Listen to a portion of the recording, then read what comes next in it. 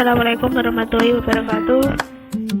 Saya Roydita Hina Anissa dengan NIM 230701813 akan menjelaskan mengenai hasil penelitian saya mengenai pengaruh pandemi terhadap kesehatan santri putri ahli kelas Ungaran. Laporan ini disusun guna memenuhi tugas ulangan akhir semester mata kuliah statistika.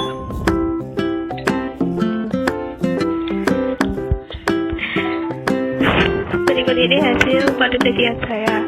Pertama-tama kita melakukan pengumpulan data secara random dari 15 santri putri yang masih duduk di bangku sekolah. Data ini diambil dari mapel matematika semester 1 dan semester 2 tahun ajaran 2019-2020. Selanjutnya, setelah data terkumpul sebanyak 15 data, kemudian untuk mengetahui pengaruh pandemi terhadap hasil belajar santri putri pondok pesantren kelas Ungaran akan digunakan uji T 2 sampel berpasangan. Sebelum melakukan uji T 2 sampel berpasangan, kita harus memenuhi beberapa syarat. Sampel yang digunakan berasal dari random sampling. Yang kedua, distribusi data harus normal. Untuk mengetahui kenormalan data diuji dengan menggunakan uji normalitas data. Yang ketiga, data yang digunakan dua kelompok variannya harus sama dan data berbentuk interval atau rasio. Berdasarkan data yang diambil tersebut, kita sudah mengetahui bahwa data tersebut memenuhi syarat pertama, yaitu berasal dari random sampling. Untuk memenuhi syarat yang kedua, yaitu uji normalitas data dengan uji Kolmogorov-Smirnov. Yang kedua adalah uji normalitas data. Uji ini dilakukan untuk mencari normalitas data. Karena uji ini menggunakan data tunggal, maka dalam uji ini data dihitung mulai data dari semester 1, kemudian dilanjutkan dengan data semester 2. Konsep dasar uji ini adalah dengan membandingkan distribusi data dengan distribusi normal baku, di mana distribusi normal baku didistribusikan ke dalam bentuk Z-score. Langkah-langkah dalam uji normalitas data adalah sebagai berikut ini. Untuk yang nilai semester 1, yang pertama adalah menentukan hipotesis uji normalitas data, yaitu data berdistribusi normal dan tidak berdistribusi normal. Kemudian selanjutnya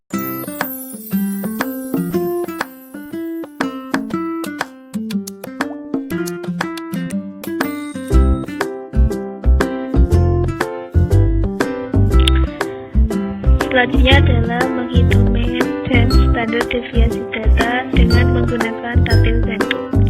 Untuk menghitung mean atau rata-rata di atas menggunakan rumus X bar sama dengan sigma fxi dibagi dengan n. Hasilnya adalah 1244 dibagi dengan 15, maka mendapatkan hasil 82,98. Yang kedua, mencari standar deviasi. Untuk mencari standar deviasi, kita menggunakan rumus S sama dengan akar sigma fx dikurangi x dibagi n min 1. Untuk mencari fx min x kuadrat, itu bisa digunakan menggunakan tabel bentuk dan menghasilkan hasil 380,17 dibagi 14. Kemudian hasilnya adalah akar dari 27,155 menghasilkan 5,21. Yang nomor 3 adalah penentukan amaks dengan tabel bentuk. Amaks ini diperoleh dari A0. Untuk mencari A0, rumusnya adalah P dikurangi A1. Untuk mencari tabel itu, rumusnya adalah KP dikurangi Z-tabel. Sedangkan Z-tabel sendiri diperoleh dari tabel bentuk dari ZI ini. ZI itu dikali Z-tabelnya menggunakan tabel bentuk, sehingga diperoleh A max atau nilai tertinggi dari A0 adalah 0,326. Yang keempat adalah dengan N sama dengan 15 dan alpha sama dengan 0,05. Diperoleh harga D-tabel sama dengan 0,338. Yang kelima adalah menarik kesimpulan. Karena harga A max kurang dari D-tabel atau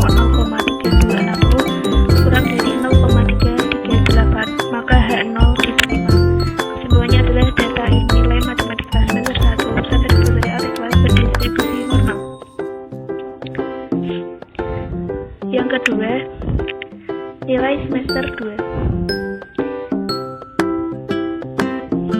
Cara menghitungnya hampir sama, yaitu menemukan hipotesis uji normalitas data, kemudian menghitung mean dan standar deviasi data dengan menggunakan tabel Venn, dan diperoleh untuk rata-ratanya adalah 83,6 dan standar deviasinya 4,13. Kemudian yang ketiga itu sama, menemukan A max dengan menggunakan tabel Venn. Jadi perhitungan di atas diperoleh dari nilai A max adalah 0,328 dengan N sama dengan 15 dan alpha sama dengan 0,05 diperoleh harga D tabel sama dengan 0,338. Dan yang kelima menarik kesimpulan, karena harga A max kurang dari harga D tabel atau 0,0328 kurang dari 0,338, maka H0 diterima. Kesimpulannya adalah data nilai matematika semester 1 santri putri alihkan berdistribusi normal. Setelah dihitung, diketahui bahwa data kedua nilai adalah berdistribusi normal. Selanjutnya dengan penghitungan perbandingan dua sampel dependen dengan menggunakan uji T. Yang ketiga, uji T. Uji T ini adalah uji dua sampel berpasangan, merupakan uji hipotesis untuk mengukur rata-rata dua sampel berpasangan. Pada penelitian ini, uji T digunakan untuk mengukur perbandingan rata-rata belajar matematika santri putri Pondok Pesantren Al-Ikhlas Semarang.